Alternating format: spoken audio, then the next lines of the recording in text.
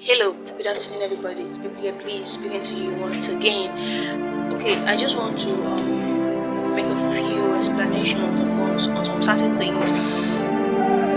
I was just speaking to you on the life of Jesus. If you read the four Gospels, that's Matthew, Mark, Luke, and John, you will notice that there are lives that Jesus lived on it. So, as believers, our duty is to live that same life that our Father lived on it, because anything outside that life is a sin.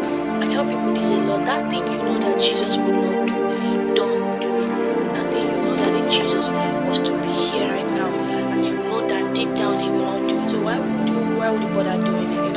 What are our responsibilities as believers? The Bible says we are in the world, but are not of the world. I will explain that scripture. The Bible says we are in the world, but our duty. Okay, how do I explain this now? Okay, we are in the world, but then one of the things that makes us different from the world is this: we are in the world, and our duty as believers is to go inside, get unbelievers, and bring them to Jesus. We are not meant to go into the world and become like them. We are meant to make them become like us, to believe in what we believe in, because there is something that we Christians are failing. We fail to understand that we are not.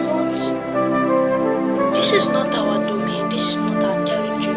We are only sent here to take charge and to have dominion. But that doesn't mean this is where we belong. We don't belong here. There is a place we belong, and the Bible says, "Thy kingdom come, thy will be done." So we human beings are channels through which God can make His kingdom to come here on earth.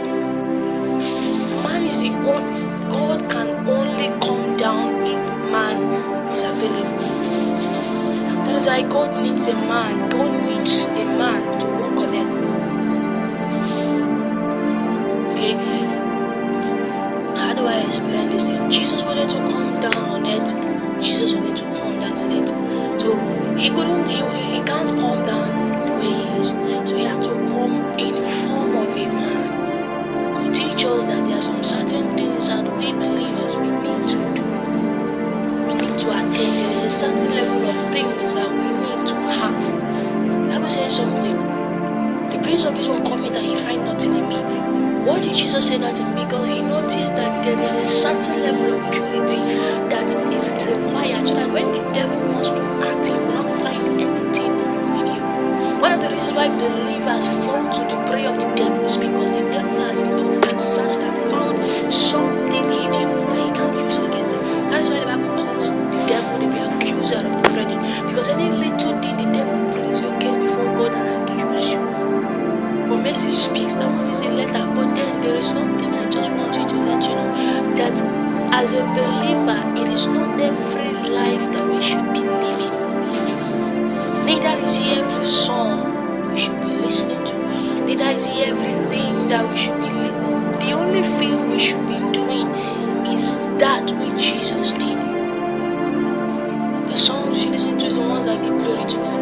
And the life we should live is the one that gives glory to Jesus. That is just the Christian life. If you look at the apostles in Antioch, it wasn't because they were in a church. That wasn't why they called them Christians. It wasn't because the apostles were in the church. No, it was because of their character. It was because of what they saw outwardly.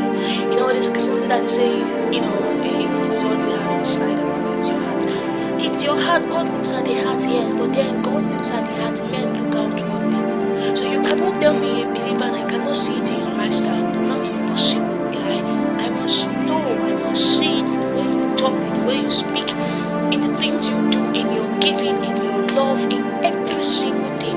I must see that act of Christianity written all over your face. Because you can't come and tell me now that you believe and then there's other things I'm not saying. Nah. I know a lot of Christians are looking towards the fruit of the gift of the Spirit. Then they are neglecting that fruit part, forgetting that the gift of the Spirit is not what will take you to heaven, whether you like it or not. You can speak in tongues all you want, you can prophesy all you want, you can cast out devils all you want, you can heal the sick all you want, but if you don't have the fruit of the Spirit, no way you're getting to heaven. Yeah, that's the truth. No way you're getting to heaven, because you need the fruit, you need tolerance, you need honesty, you need love. But the Bible says when they asked Jesus, I think that should be in the book of Matthew. So when they asked Jesus, which is the greatest commandment, and Jesus said the first is like, you should love your God as yourself. You should love God. You should love the Lord thy God with all your heart, with all your mind, with all your strength. Then he now said the second one is like such. Is as such. He said love your neighbor as yourself. So that's in essence love.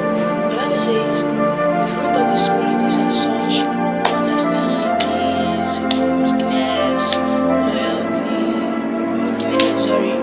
tolerance, long suffering, selflessness, this and this. But above all is love.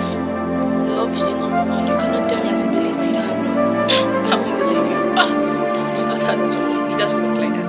Because God is love, and if you want to tell me a believer, you must have one of the characteristics of God the Father, which is love. So then that is actually what I want to say. I just want to admonish us, because Christianity is something that we want to see it. We don't want to just hear about it, because we are in a dispensation whereby they want to know if what we are saying is what we are doing. You cannot be treating on love, and then you cannot be teaching on